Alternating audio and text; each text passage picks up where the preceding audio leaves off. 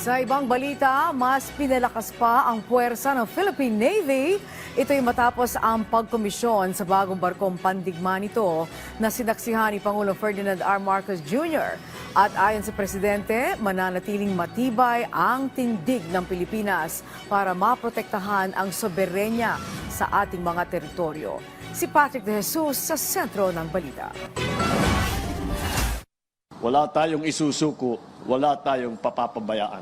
Nanindigan si Pangulong Ferdinand R. Marcos Jr. sa patuloy na pagprotekta sa Pilipinas, kabilang na ang West Philippine Sea, alinsunod sa itinakda ng international law. Ito ang sentro ng mensahe ng Commander-in-Chief sa kanyang pagdalo ngayong Martes sa ika-127 anibersaryo ng Philippine Navy.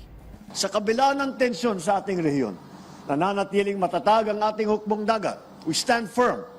We will never tolerate any act of disrespect against our sovereignty. For this reason, we have been progressively undertaking actions to attain a holistic defense posture that secures the whole Philippine archipelago and our exclusive economic zone. This is anchored in the comprehensive archipelagic defense concept.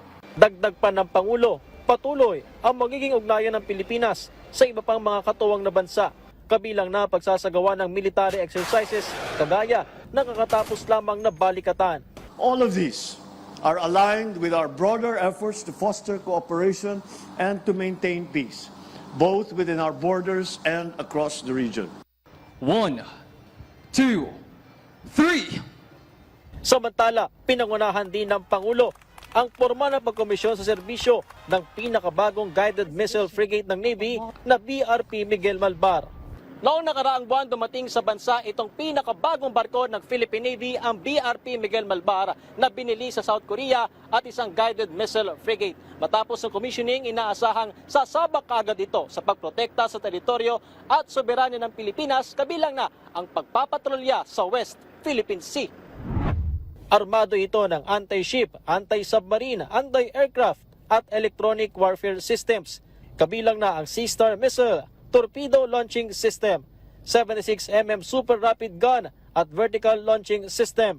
Kasama rin sa commissioning ang BRP Albert Magini. Ito ang pinakaunang locally assembled patrol vessel at ikawalong Acero class fast attack interdiction craft o FAIC.